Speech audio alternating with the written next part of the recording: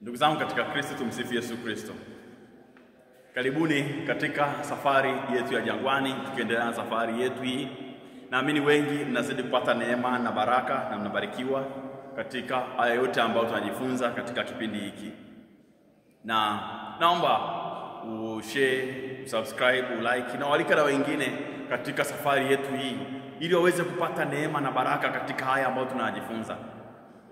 Ukiyapata wewe basi walika na wengine ili kidogo basi kila mmoja aweze kupata matunda ya kuwa Mkristo. Na jambo ambalo tulikuwa tunaliangalia ni swala zima la msamaha na maisha mazima. Lakini kuna jambo fulani la msingi ambalo naomba tutafakari leo, ambalo naomba kila mmoja aweze kulielewa na kuliishi. Nalo ni nini? Uvumilivu ni mpira. Uvumilivu ni mpira. Wengi wamekuwa wakiniuliza kwamba msamaha si jambo dogo sana. Ni kweli si jambo dogo, kama nilivyosema linahitaji karama za kimungu sana sana sana. Lakini kikubwa lazima kuelewa kuwa msamaha unaonyesha ubinadamu, kwa sababu hakuna binadamu aliye mkamilifu. Kitendo cha kusema samahani ni kuonyesha kwamba mimi ni mtu mbele yako, nawe naomba uthamini na uelewe utu wangu huu na uthamini. Kitendo cha kusema samahani ni kujinyenyekesha kwa kutambua kwamba katika ubinadamu wangu mimi siwezi kila kitu, sijakamilika, na wewe naomba utambue thamani hiyo. Kwa hiyo kitendo cha kukataa msamaha kutoka kwa mtu ni kitendo cha kutaka kuonyesha kwamba huyu si binadamu, si mtu. Lakini ni kuombe leo, mtu anapokuambia samahani, jaribu kutambua hilo. Jaribu kutambua thamani aliyokupa. Jaribu kutambua unyenyekevu uliokuwa ndani yake, huo wa kujishusha. Na naamini anayeomba samahani hatarudia. Kwa nini? Kwa sababu uvumilivu ni mpira. Uvumilivu ni mpira. Na naomba niwaambie, kuna watu wanafanya vitu kwa mazoea wakiamini kwamba nitaomba samahani. Nakosea leo, nakosea kesho, nitasema tu samahani. Na kwa sababu ya Ukristo, kwa sababu ya moyo wa mtu yule unayeomba samahani, unayeishi naye katika mazingira, iwe kazini, iwe nyumbani, iwe ofisini, basi anakuwa tu anasema sawa, sawa, usirudie.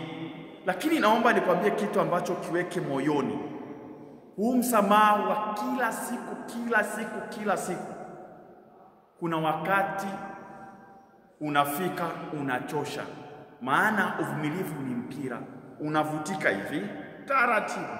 Kwa hiyo samahani ya kwanza itavuta, samahani ya pili itavuta, ya tatu itavuta, ya nne itavuta, ya tano. Maandiko anasema samehe 7 mara 70. Lakini tambua mwanadamu anabaki kuwa mwanadamu. Inafika wakati anachoka. Hivyo mabadiliko kwako ni lazima.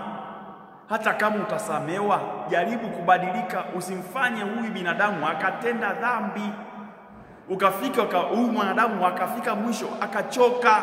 Amba tuelewe hilo. Ni kitu ambacho ni kikubwa sana. Wakati mwingine vile vile huyu mtu anayesema samahani anaweza akasema yeye samahani, lakini naomba nikueleze, sio kila siku huyu mtu atasema samahani tu peke yake. Kama wewe usipotambua upande wa pili, siku nyingine na wewe kukosea ukamwambia samahani vile vile. Kwa sababu kuna mazoea katika ulimwengu huu tunaoishi. Kuna watu wanajiona hawakosei. Yaani mtu anajiona akosei kabisa. Anayekosea ni mtu huyu.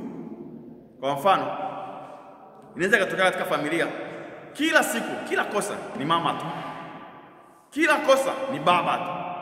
Yaani kila kitu baba unamsingizia mama, kila kitu bosi unamsingizia mfanyakazi, kila kitu. Yaani wewe haukosei, lakini ni kwa sababu ya ukubwa unaojiona nao. Na hiki kitu si chema. Huyu unayemuona anakosea kila siku, naomba nikwambie itafika wakati atachoka, kwa sababu uvumilivu ni mpira. Utashangaa kabisa kabisa. Atatoa makucha yake, atatoa meno yake, atautumia nguvu zake mpaka utasema si ndio huyu? Mbona amebadilika? Kumbe ni wewe ndiye chanzo cha kumbadilisha. Tambua kwamba uvumilivu ni mpira. Kila siku unarudi saa 8 usiku. Kila siku unachelewa, yani kila siku visingizio. Ukirudi samahani, kazini kulikuwa kuna shida, samahani kulikuwa kuna tukio hili, samahani kulikuwa kuna hiki, samahani. Si vibaya kusema samahani. Lakini tambua, huyu unayemwambia samahani kila siku, uvumilivu wake unavutika. Unyenyekevu ni mpira. Upole ni mpira. Ukimya ni mpira. Kumshusha mtu ni mpira. Itafika wakati utakatika, kila kitu kitakatika, naye atatoa makucha yake, na ndo hapo utasikia ndoa ikaliki, kazini hakuendeki, sijui mambo si mambo, hali imebadilika kabisa. Tatizo ni wewe au kutambua kwamba huyu ninayemfanyia haya ni mwanadamu, huyu ninayemfanyia hivi ni mtu, japo kuwa ni mnyonge, ila unyonge wake inafika wakati unafika mwisho. Huyu hana sehemu nyingine ya kupata kazi, bila kujua ni mwanadamu, anaweza akatafuta kazi kimya kimya, alafu akaonyesha makucha yake bila kuelewa yani kwamba huyu ni mtu. Uvumilivu unavutika hivi. Tambua hilo na liishi hilo. Samahani isiwe pigo. Samahani isiwe fimbo ya kumpigia mtu mwenzako au kumpigia mwanadamu mwenzako. Maana ipo siku huyo mwanadamu hiyo fimbo ataishika na kuivunja na kukularua wewe. Weka hayo moyoni na uyaishi, ili amani itawale kote.